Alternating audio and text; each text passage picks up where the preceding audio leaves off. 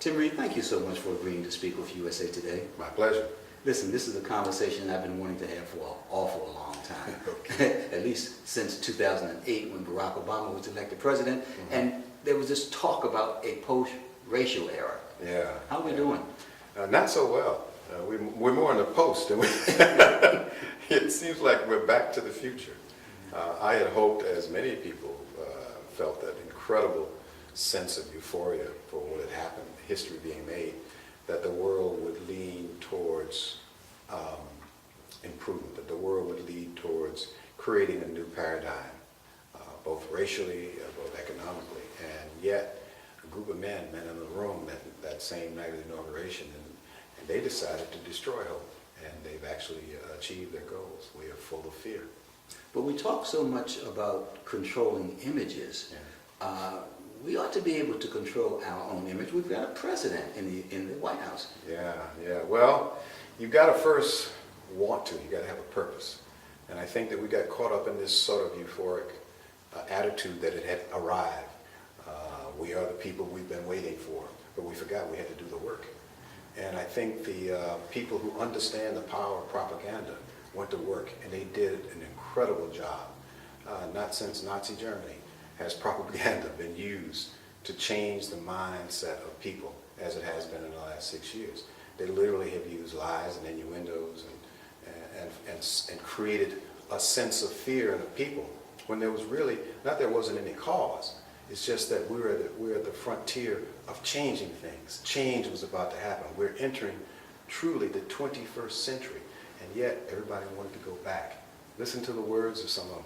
We want things like they were. We want to go back. Well, if things were so good back there, when they were back there, if they'd done the right thing, we wouldn't be where we are You now. made a presentation earlier today where you talked about the importance of the word. The word is very powerful.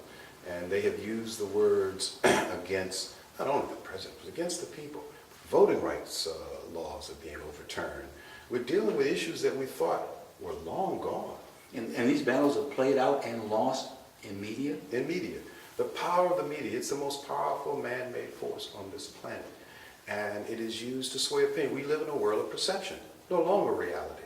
And Aldous Huxley said that way back in a book called A Brave New World. He said he feared that we'd be a time when perception would rule reality, and we're there. If you know that, why don't the Tim Reids of the world change it? Well, some of the Tim Reids of the world are trying to, and but the business has changed. I mean, the paradigms have shifted so quickly. 5 years ago, there was no such word as an iPad, and now there are millions of them, and people are writing content for them. The business has changed, and technology is so far ahead of the human condition that by the time you decide that you're going to make something for television, people are looking at stuff on a smartphone. New delivery system. New delivery system. So you have to keep pace. And I think that we got caught in the shadows. We spent a lot of time thinking, okay, it's been done. We have these things. Things are going to change. And we forgot to do the work. And I think the work is to make sure your culture is in pace, up to pace with the changing dynamics of the world. A lot said about problems. Talk a bit about solutions. Solution is to get control of your image, get control of your story. It's time that the lion tells his side. The hunter has been speaking now for 6 years. It's time for the lion to speak up. I don't care about the outcome, but I care about the fair battle.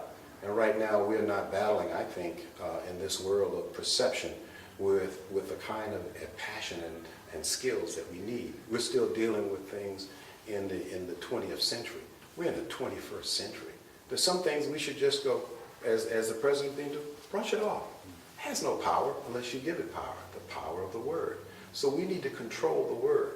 And I don't think enough of us are passionate enough about that. We need to change. We need to rewrite our story.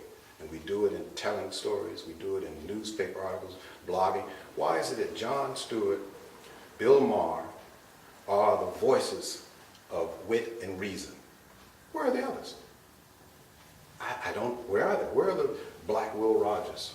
Where is the black Richard Pryor today, telling the sort of stories and relating to culture in a way that is thought-provoking?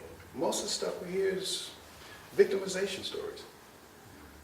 So I'm hoping that I'll be a part of the change. I'm working with young people through my institute, the Legacy Media Institute, to get them to understand the responsibility of images and how to use it and get your propaganda out there so that you can compete. Right now, we're not competing. But ultimately, the solution can be found within the race.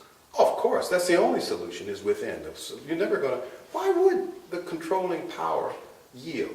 What did Frederick Douglass say? Power yields nothing Without his demand. without demand. It never did. And it never will. So we need to create our demand, not what some 20th century demand puts out. We're in the 21st century. We need a new paradigm, and we need new leadership. Not leaders in terms of politicians, leaders in terms of people telling their story, protecting their culture, whatever culture that may be. And we don't have enough of them. Tim Reid, thank you very much for being my guest with USA Today. Thank you, and I'm leaving the country.